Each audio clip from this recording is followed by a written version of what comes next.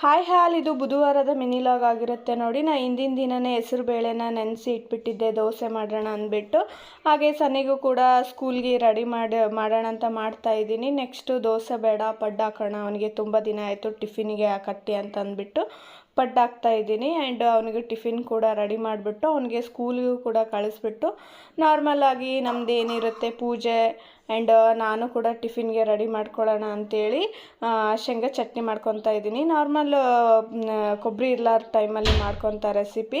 ಶೇಂಗಾ ಪುಟಾಣಿ ಬೆಳ್ಳುಳ್ಳಿ ಸ್ವಲ್ಪ ಹುಣಸೆಕಾಯಿ ಕರಿಬೇವು ಒಣಮೆಣಸಿನ್ಕಾಯಿ ಖಾರದ ಪುಡಿ ಹಾಕ್ಕೊಂಡು ಸ್ವಲ್ಪ ನೀರು ಹಾಕ್ಕೊಂಡು ರುಬ್ಬಿದ್ರೆ ಒಗ್ಗರಣೆ ಕೊಟ್ಕೊಂಡ್ರೆ ಆಗೋಯ್ತು ನೋಡಿ ಶೇಂಗಾ ಚಟ್ನಿ. ಇದು ದಿಢೀರ್ ಅಂತ ಮಾಡುವಂಥ ಚಟ್ನಿ.